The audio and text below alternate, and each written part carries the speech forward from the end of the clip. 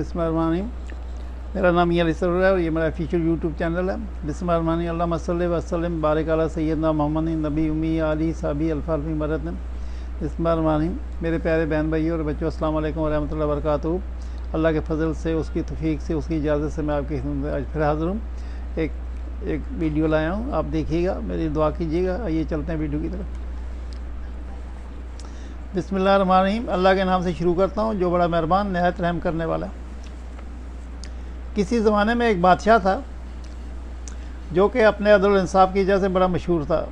उस वजह से उसकी रियाया भी उससे बहुत खुश थी। उस बादशाह के पास एक बहुत ज़हीन और वफ़ादार तोता था। एक दिन तोते ने बादशाह को कहा, बादशाह सलामत, अगर मुझे इजाज़त हो तो मैं अपने वालिदैन से मिलने जंगल में चला जाऊँ। बादशाह ने तोते को इजाज़त देते हुए कहा कि आप अपने वालिदैन से मिलने जा सकते हैं, लेकिन ये एक शर्त है कि आपको 5 दिन तक वापस आना होगा। तोते ने वापसी का वादा किया और जंगल की तरफ उड़ने लगा। तोता बहुत खुश था, वो अपने घर वालों से मिला। अब तोते को वादे के मुताबिक 5 दिन पूरे हो गए थे। तोते को वापस बादशाह के पास जाना था। तोता अपने घर वालों से मिलकर महल की तरफ उड़ा। रास्ते में उसे ख्याल आया कि बादशाह के लिए कोई तोहफा ले जाना चाहिए। तोते को जंगल में गुजरते हुए एक दरख्त नज़र आया जिसका फल खाने से बूढ़ा भी जवान हो जाता था। खाने के बाद उसे कभी मौत नहीं आती। तोते ने वो फल बादशाह के लिए तोड़ लिया। तोते को उड़ते हुए काफ़ी टाइम हो गया था, जिसकी वजह से थक चुका था। इसलिए उसने सोचा कुछ दिन आराम करने के बाद आगे का सफ़र तय करूँगा। तोता एक सायेदार दरख्त के नीचे आराम करने लगा। थकावट की वजह से तोते की आँख लगी, वो सो गया। अचानक कहीं से जहरीला सांप आया, वहाँ आ गया और तोते के पास फल जो पड़ा हुआ फल था थोड़ा सा खा लिया और सबको जहरीला कर दिया। जब तोते की आँख खुली तो उसने फल लिया, अपनी मंजिल की तरफ रवाना हो गया। तोते को इस बात का बिल्कुल इल्म नहीं था कि फल जहरीला हो चुका है। जब तोता महल में पहुंचा तो उसने फल बादशाह के सलामत को पेश किया और बादशाह के वज़ीर ने बादशाह से कहा कि बादशाह सलामत, फल खाने से पहले चेक कर लेना चाहिए, कहीं आपकी सेहत के नुकसानदेह ना हो। बादशाह ने फल का थोड़ा सा हिस्सा काट कर कुत्ते को खिला दिया। कुत्ते ने जैसे ही फल का टुकड़ा खाया तड़प तड़प के मर गया। जब बादशाह ने सब कुछ अपनी आंखों से देखा तो उसे बहुत गुस्सा आया।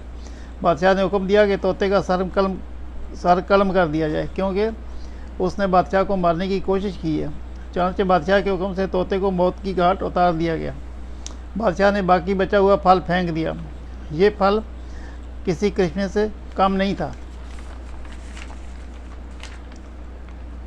क्योंकि बादशाह ने फल का टुकड़ा जिस जगह फेंका था, चंद दिन के बाद उस जगह एक दरख्त उग गया और कुछ ही अरसे में उस दरख्त ने फल देना शुरू कर दिए। बादशाह ने अपनी रियासत में नसीहत कर रखी थी कि कोई भी इस दरख्त का फल न खाए।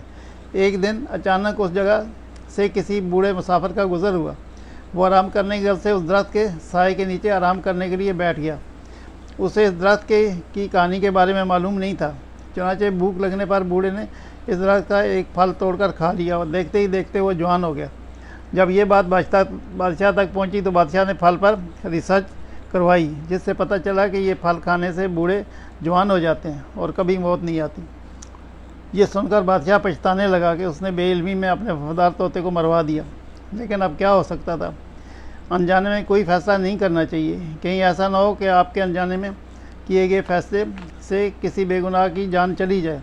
इसलिए चाहिए कि जब भी कोई ख़बर सुनते हो तो कोई भी फ़ैसला करने से पहले वजाहत कर लेनी चाहिए, ताकि इसमें कितनी सच्चाई है। हमारे यहाँ अक्सर ये देखने को मिलता है कि हमें कोई आकर कह देता है कि फ़लाँ शख्स ने आपके बारे में ये बात कह दी है। हम फ़ौरन तस्दीक किए बगैर आपस में लड़ाई शुरू कर देते हैं और ये लड़ाइयाँ ख़ानदानी दुश्मनी की सूरत अख्तियार कर लेती हैं, जिसकी वजह से दोनों ख़ानदानों का नुकसान हो जाता है। मेरे प्यारे बहन भाई और बच्चों, बड़ी सबक आमोज़ आज के ये मज़मून था। देखिएगा, मेरी दुआ कीजिएगा। सल्लल्लाहु तआला खैर खल्क़ी मोहम्मद व आलिहि वसहबिहि अजमईन बिरहमतिक या अरहमर राहिमीन। ज़िंदगी रही, अल्लाह ने इजाज़त दी, मौका दिया तो कल मैं फिर आ जाऊँगा। जब तक इजाज़त, अस्सलामु अलैकुम व रहमतुल्लाहि व बरकातुहू।